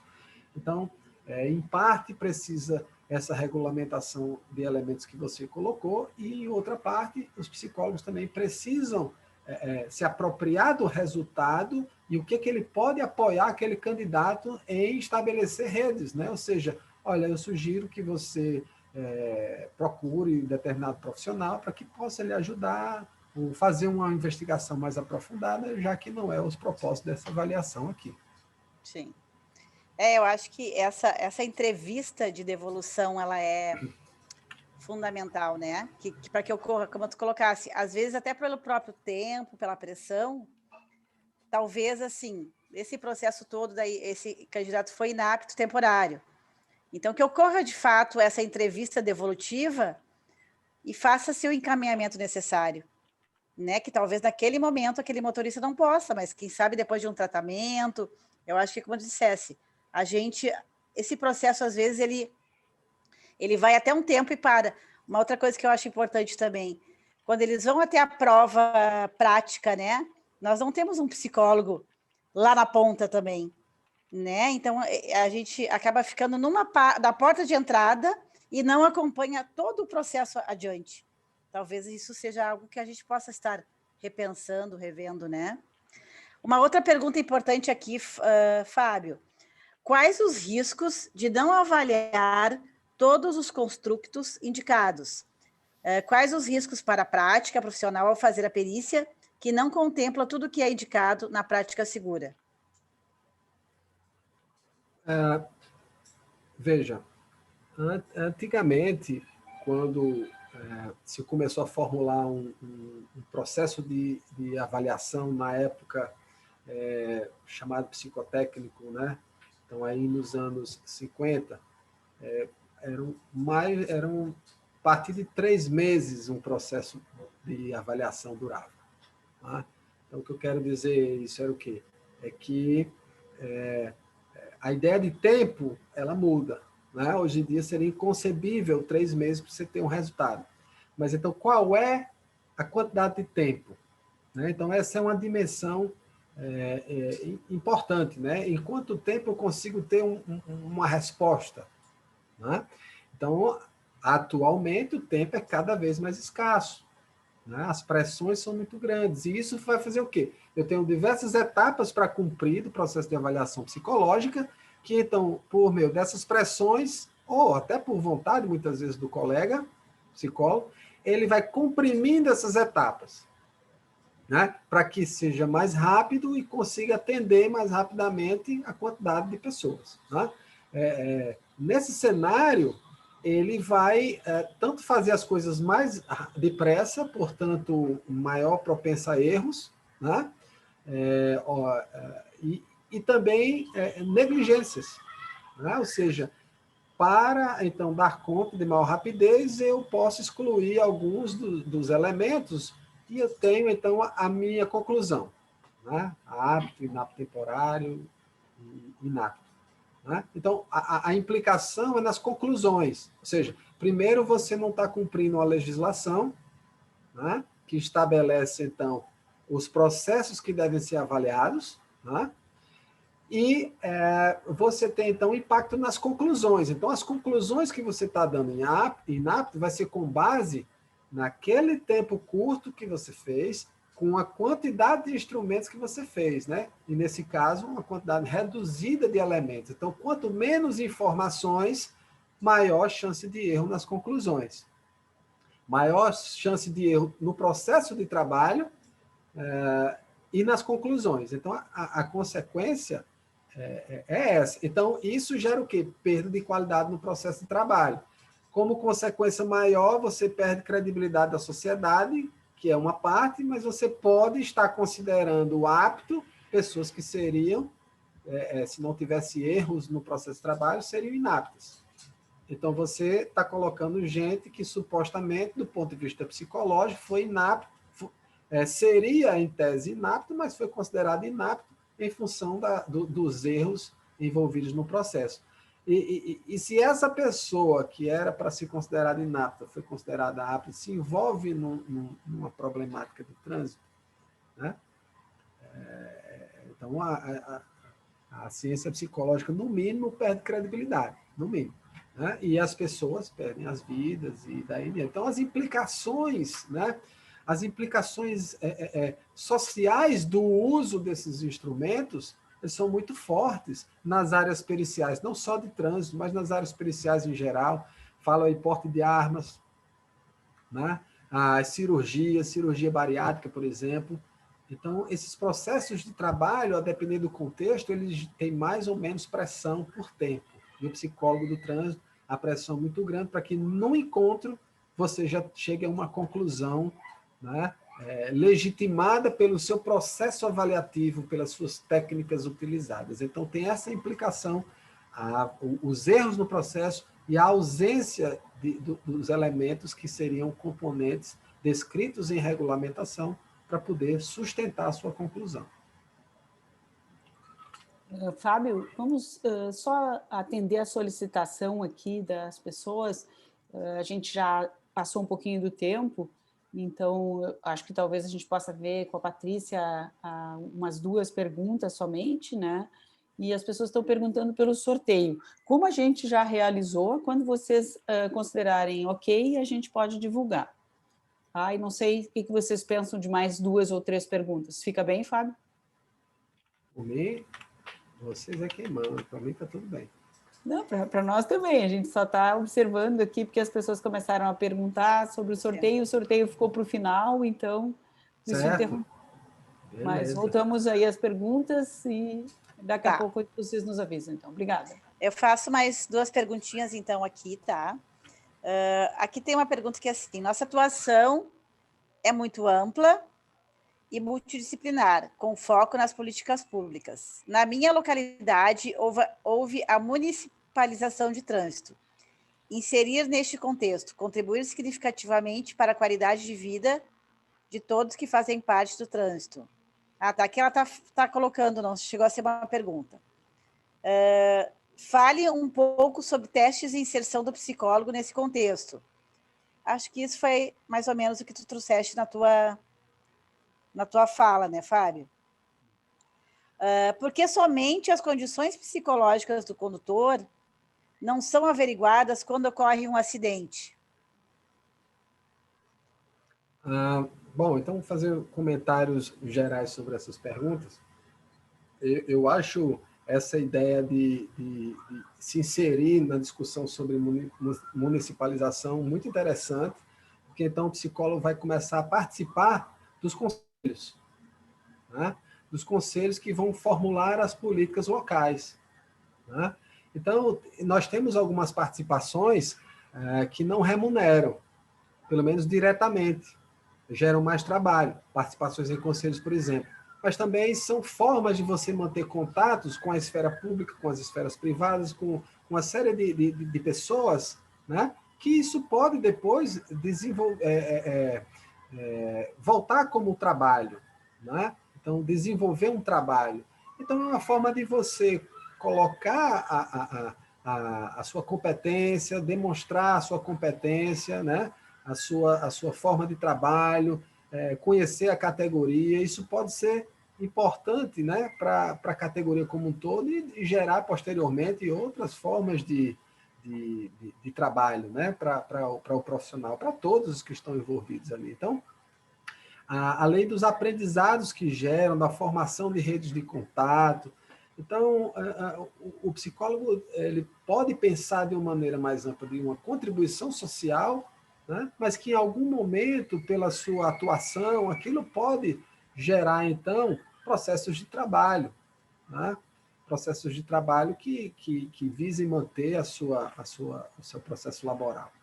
Então, você tem essas inserções são muito importantes porque, às vezes, elas ficam restritas à dimensão meramente política ou de algumas áreas como a engenharia, por exemplo, né?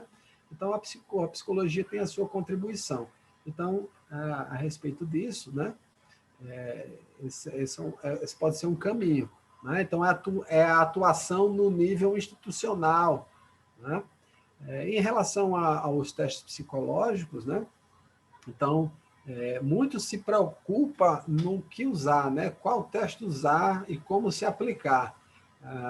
Eu acho mais importante entender qual é a dinâmica psicológica do motorista e de outros atores, né? Caso a avaliação psicológica seja para outras finalidades, porque entendendo a problemática, a demanda, a necessidade, eu vou escolher as técnicas relacionadas a essa demanda. Então, o que a gente comenta no livro, nos capítulos lá, especialmente com o professor Fabian Rueda, é isso, entender dos processos e entender também de processos dos critérios de qualidade dos testes, né? E aí a gente explica o que é validade, precisão, qual a importância disso numa linguagem muito acessível, porque às vezes embaralha os psicólogos, porque mexe numa linguagem mais técnica, mexe com estatística, e a gente tentou descomplicar isso, dando exemplos práticos do porquê, por que isso é importante para as suas conclusões, né?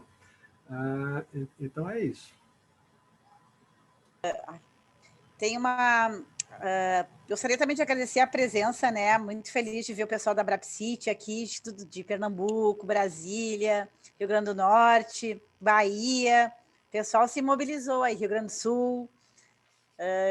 A Ariane, né, a presidente da Abrapsit Bahia, coloca assim aqui: podemos também criar o dispositivo em forma de lei que mostra a importância do psicólogo especialista no trânsito? Isso a Ariane está dando uma sugestão. Podemos também criar o dispositivo em forma de lei que mostra a importância do psicólogo especialista no trânsito? Olha, eu acho que não é tanto pela regulamentação. Eu acho que é mais pelo que a gente provoca, né? Então, por exemplo, o que a Abrapsit faz já é um grande trabalho nesse sentido. Ou seja, o que a gente faz? Quando a Patrícia descreve, que chega lá, apresenta o trabalho, então você está lá no nível, né? No nível mais alto das decisões políticas do país, né? Então, nós temos outros níveis, o nível das instituições ali né, que estão abaixo, no nível individual de cada psicólogo, e é cada psicólogo que faz, né, a profissão, né? Então, existem as políticas institucionais das associações, né, que a Abrapsit faz, no meu entender, muito bem, em muito pouco tempo, né? Você tem a dimensão institucional do nosso Conselho Federal, Conselho Regional, então nós temos níveis institucionais, né? E também o nível individual, né?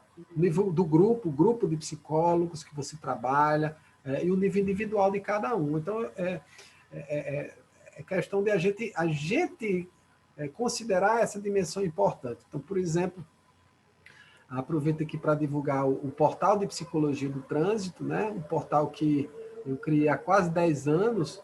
As pessoas me mandavam e-mails pedindo sugestão de leitura, de artigos, que não encontrava nada e por aí. Então, a partir esses e-mails que eu trocava com as pessoas, eu resolvi montar um banco de dados e colocar na internet os links. Então, muitas pessoas acessam o portal de psicologia do trânsito, seja da psicologia ou de fora dela, para ler sobre os assuntos relacionados a comportamento no trânsito. Tudo isso gratuitamente, aberto, né? E isso termina sendo bom para o nosso trabalho, porque gera uma visibilidade, né? Até muitas vezes inesperada essa visibilidade. Né? Então, eu sou muito grato pelas pessoas também que acham importantes essas iniciativas, que no fundo é querer compartilhar. Né? Então, a gente não precisa regulamentar essas coisas, não, eu acredito. Né?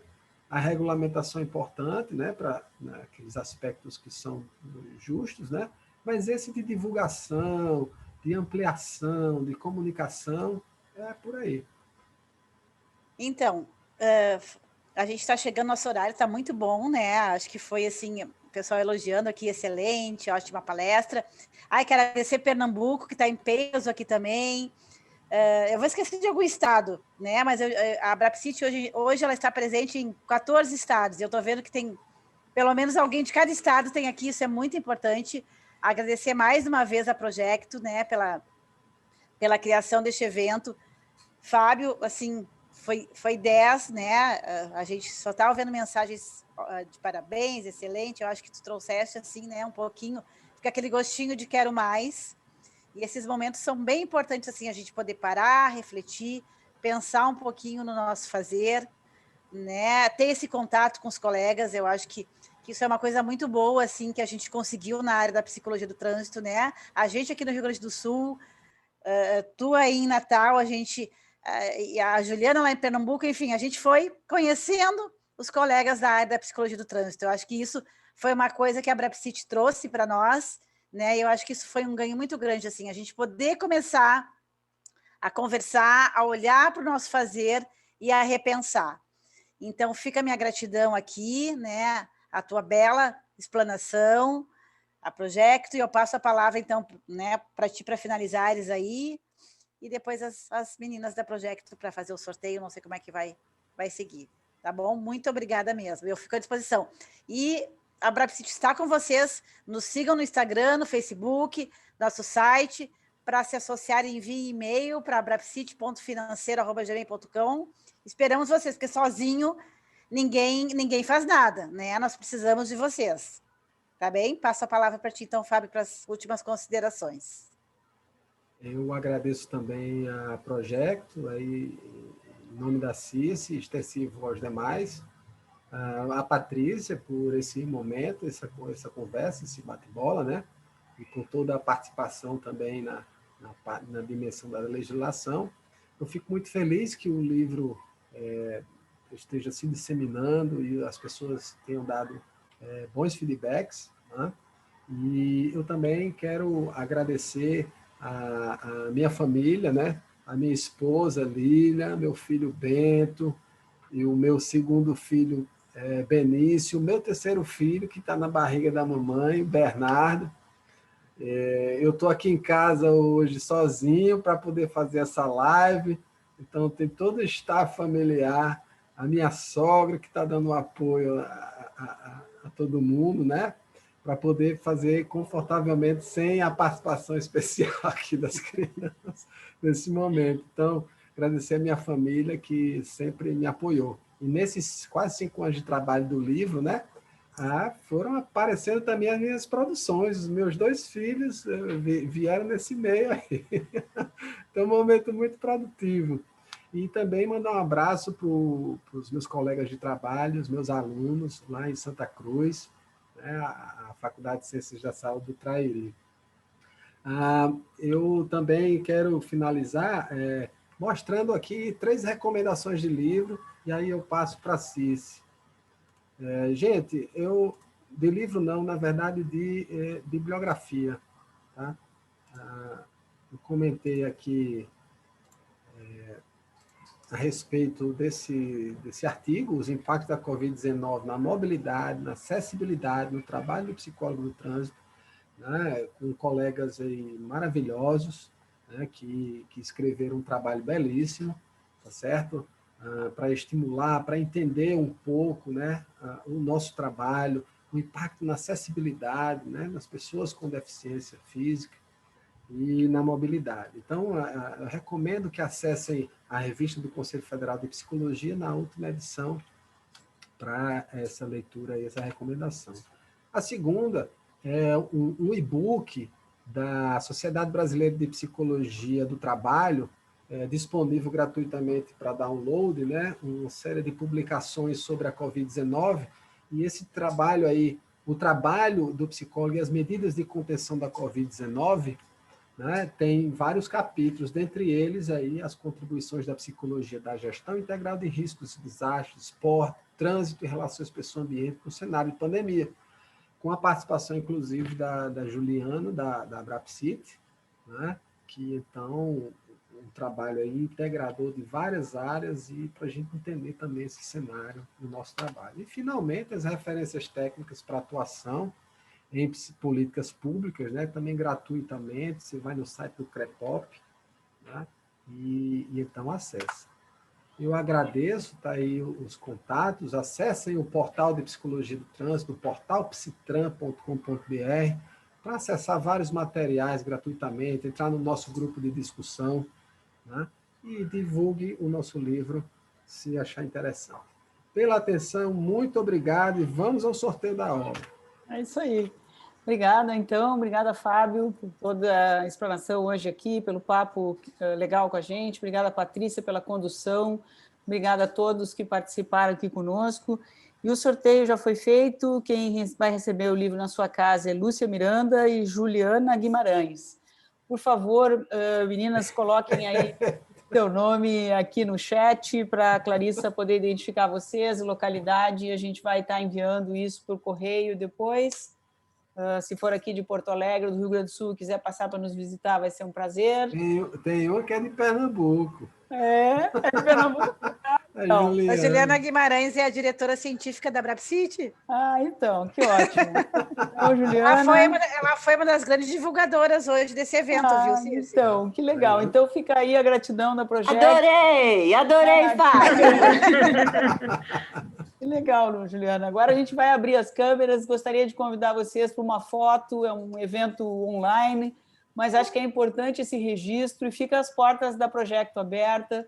Nos sigam, né, nas redes sociais, no Instagram, a gente é presente diariamente, Projeto Psi, fique por dentro das novidades, a gente costuma ter webinars abertos, a gente faz live, a gente está presente na vida do psicólogo brasileiro há 25 anos, e esse ano a gente vai estar comemorando muito intensamente. Então, assim, na forma de descontos, de encontros, de atividades gratuitas, então sigam com a gente, e foi um grande prazer, né, receber vocês. Vocês foram super generosos no dia de hoje, com essa condução maravilhosa.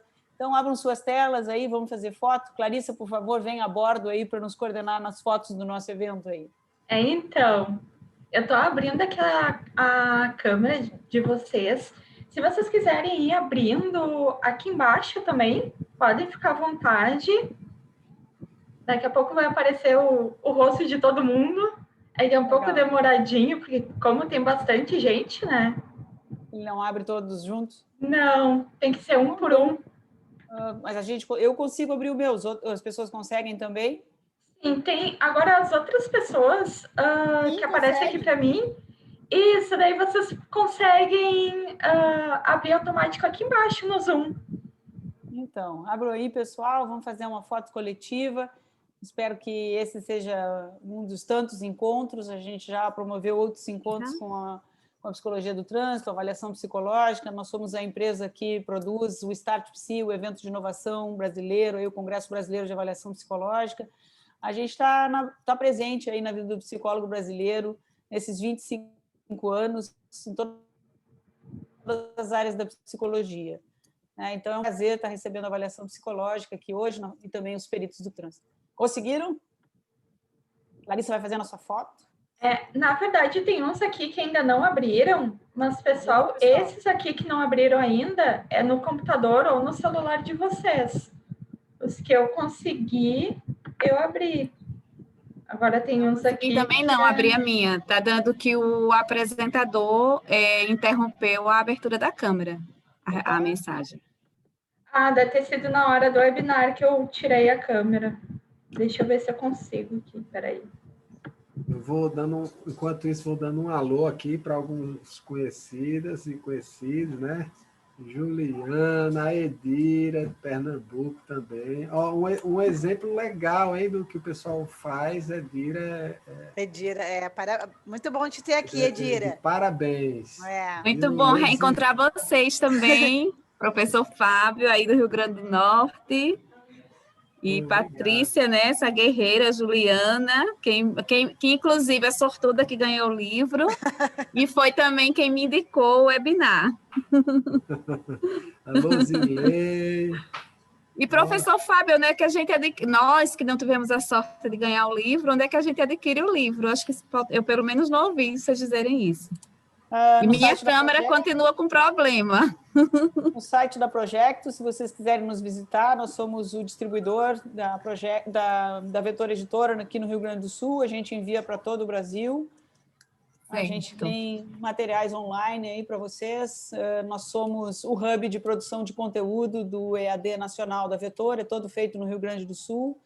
Então, hoje vocês estão conhecendo uma das facetas aí do nosso trabalho, vocês estão vendo a nossa identidade visual aqui, né, do Hub de EAD. Então, a gente está, em breve, lançando aí EADs que vocês vão ver surgindo na plataforma da Vetor Editora, foram finalizados essa semana aí Protea-R, de avaliação de autismo, aqui no Rio Grande do Sul, deve, em breve, subir na plataforma nacional. Então, fiquem com a gente aí, nos sigam nas redes sociais, e vocês também devem ver subir aí, em breve, na plataforma da Vetor Editora, Neuropsicologia Forense, com o professor Serafim, do HC de São Paulo. Então, fica aí esse convite, né? Abram as telas, façam uma foto com a gente e nos visitem. Tanto pessoalmente, né? É um prazer receber na nossa loja física, mas a gente tem aí a galera do Nordeste, então vocês a gente vai receber virtualmente. A gente está aí com vários programas começando essa semana, o professor Fernando Pessotto vem da VAIS aqui na nossa plataforma, as inscrições ainda estão abertas. Nós temos também capacitação de Pfister essa semana, e na sequência vamos ter SRS2, a gente está lançando aí no Brasil inteiro, junto com a Rograph. Então, fiquem com a gente, né? E vocês vão estar atualizados, aí a gente está sempre em tempo real, dizendo o que está pintando na avaliação psicológica brasileira, e, na medida do possível, a gente vai estar subindo aí conteúdos em EAD, facilitando a vida de vocês. Vocês vão ver surgindo em março, nas plataformas aí do Brasil também, um programa que foi filmado aqui no Rio Grande do Sul há pouco, está em processo de produção ainda, edição, com a professora Sônia Ruvinski, da Psicologia Jurídica, também uma figura nacional aí na área de perícia, junto com um time super forte, né? Então, aguardem aí, nos sigam, vocês vão saber esses e outros lançamentos que eu vou manter segredo aqui, mas esse ano vai bombar, né? As plataformas, vocês vão ver assim, explodindo, né, na Projecto e na Vetor Editora, e na Projecto a gente produz também outras editoras, vocês vão ver aí surgindo o Rograph de maneira bem robusta com a gente. Então, nos sigam. E deu? Podemos fazer a foto agora? Sim, podemos. Todo mundo? Então, vamos lá. Sorriso aí com a gente. Obrigada, galera. Só, pessoal... E a gente volta. Tá, peraí. Lembrando, como tem bastante gente na sala, eu vou pedir atenção de vocês, porque eu vou tirar 4 fotos. Eu vou avisando vocês, tá? Só para não desativarem a câmera antes. Tá, vamos lá, primeira foto.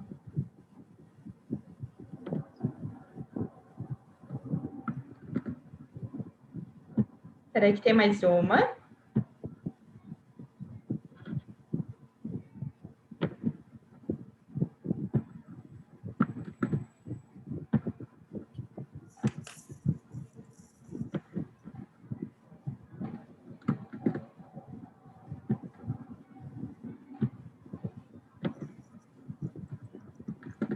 Certinho. Bom, então fica aí o convite, nos sigam nas redes, vejam sua foto amanhã. A gente já tem algumas fotos aí rolando no Instagram, Projecto Psi, e a gente espera voltar a encontrar vocês de todo o Brasil em algum momento, ou em Porto Alegre, ou pelo Brasil, ou virtualmente, né? Enquanto a pandemia não deixar, a gente vai estar fortemente online. Ô, Cici, esse webinar vai ficar disponível online? Sim, nós vamos subir no YouTube, no nosso canal, então também a gente vai dar acesso para que vocês todos possam rever alguma parte que fiquem afim, né? E também os colegas que não puderam estar aqui conosco possam ver em algum momento. A gente avisa nas redes sociais. Obrigado. E a você, professor, a gente avisa ali no grupo, né, do webinar de hoje. Obrigada, galera. Obrigada, pessoal. Tchau, Foi um prazer. Ali também, Janaína. Tchau, tchau. Um abraço, gente. Tchau, tchau. Abração.